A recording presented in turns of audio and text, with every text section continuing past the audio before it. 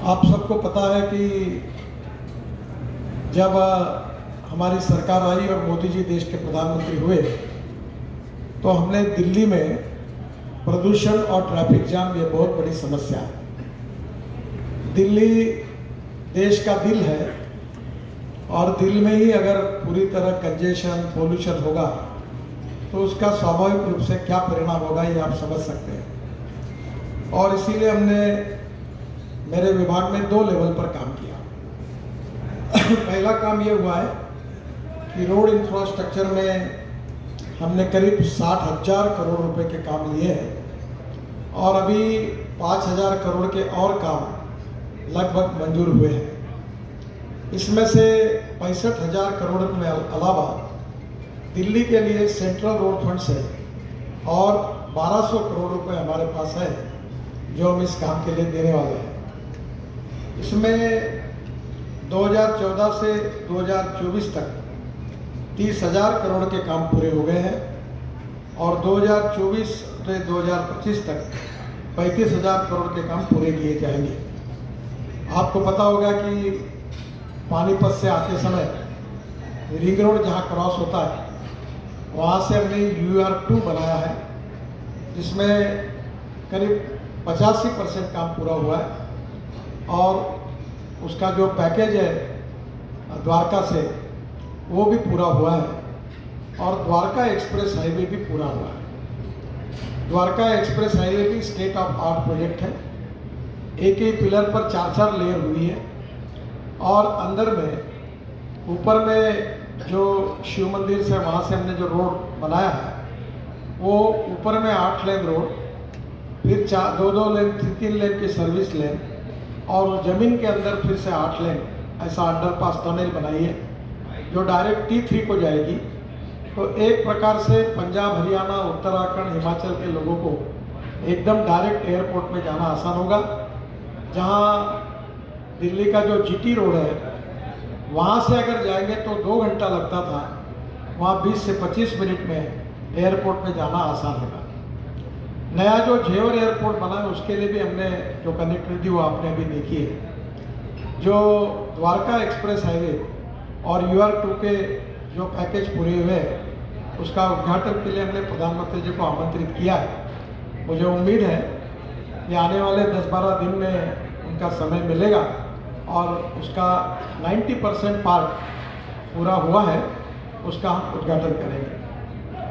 आज जो सबसे इम्पोर्टेंट चीज़ है वो ये जो विशेष रूप से जो हाईवे है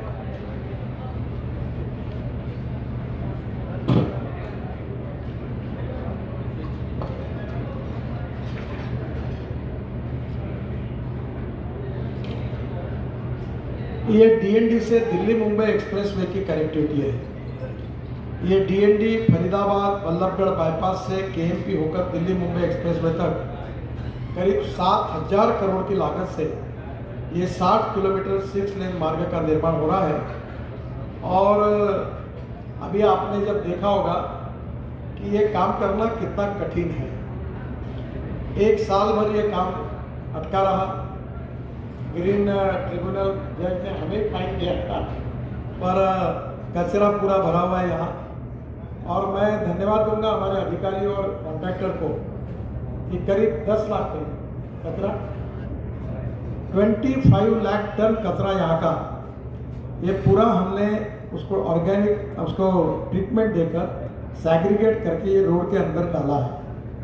मैं एक बार 2010 में से एक बार विदुरी जी के यहाँ आया था, रामवीर जी के यहाँ। तब मैंने उनको कहा कि आप तो नरक में रह रहे हो क्योंकि दोनों तरफ नालियाँ थी, कचरा था। देखकर मैं हैरान हो गया। आज मैं उसी रोड से आया तो मुझे लगा ही नहीं कि मैं कौन से एरिया में आया। तो निश्चित रूप से ये बहुत गंदगी थी, बहुत बड़ी बस्ती थी।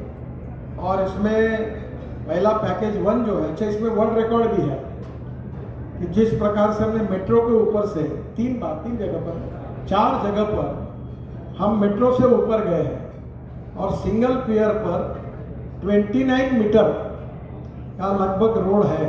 एक लेन 3.5 मीटर की होती है। तो आप समझ लीजिए कि कितना बड़ा रोड ऊपर के ऊपर बन रहा है। और इस रोड के कारण ना ट्रैफिक सिग्नल है न कुछ है।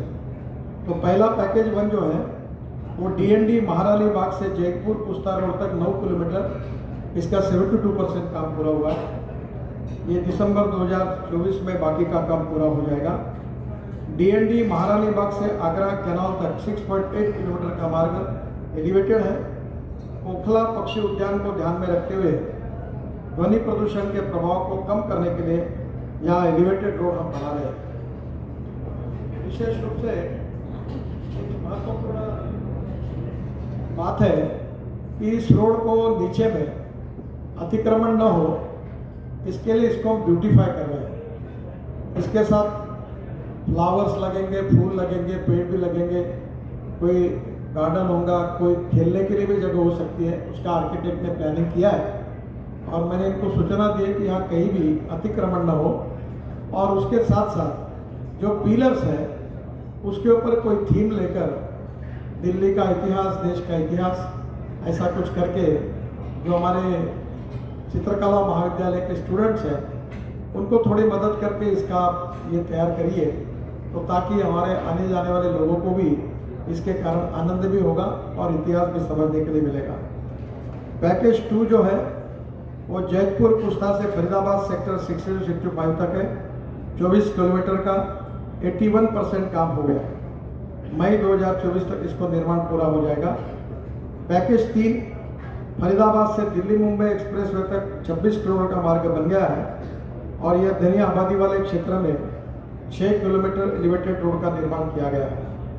हरियाणा के 14 गांव चंदावली, साहूपुरा, सोतई, बैबलपुर, हुकुंडा, पन्हेरापुर, नरहौली, मोहम्मदपुर, हीरापुर, मोना, चायसा, मोहियापुर, बागपुर कला और झुप्पा तथा उत्तर प्रदेश के 6 गांव अमरपुर, पालका, फलीदा खादर, फलीदा बांगर, करोली बांगर, करोल बांगर और दयालपुर के किसान और स्थानीय लोगों को सुविधा मिलेगी। यहाँ जो जेवर को हमारा रोड जा रहा है वहाँ मोना के पास किसान आंदोलन कर रहे हैं। आदरणीय गुजर जी ने मुझे उसके बारे में पूरी जानकारी दी है। अधिकारियों को भी मैंने कहा है कि उसके ऊपर कैसा मार्ग निकाला जाए। रामवीर विदुबी जी और रमेश जी ने उनके क्षेत्र में 10 लाख की पॉपुलेशन को कनेक्टिविटी नहीं है, वो भी बात कही है। उसके ऊपर भी हम लोग अध्ययन कर रहे हैं, उसका भी सॉल्यूशन हम निश्चित रूप से निकालेंगे। इसमें जो विशेषता है, ओखला और गाजीपुर का 25 लाख टन कचरा हमने इसमें डाला। UR2 में हमने वो भी 25 लाख टन कचरा उधर भी डाला है। गुरुग्राम में फ्लाईओवर, एक ROB, 4 छोटे पुल, 7 VUP बनाए जा रहे हैं। नूह में एक बड़ा ब्रिज, 16 छोटे पुल, 4 VUP बनाए जा रहे हैं। पलवल में एक फ्लाईओवर, एक बड़ा ब्रिज तथा 3 छोटे पुल बनाए जा रहे हैं। यहाँ एलिवेटेड रोड के पिलर में एक वर्टिकल गार्डन भी होगा। NTPC के 10 हेक्टेयर जमीन में इको पार्क बनाया जा रहा है, जिसमें 7 हेक्टेयर पर हमारा मंत्रालय 6,740 पेड़ लगाएंगे और बाकी 3 हेक्टेयर जमीन पर NTPC उसको विकसित करेगा। एक विशेष रूप से इस प्रोजेक्ट की महत्वपूर्ण बात है कि इसका जो प्रीकास्ट है वो बहुत ही बेस्ट है। इसमें कई कास्टिंग में फ्लैश यूज नहीं की गई है।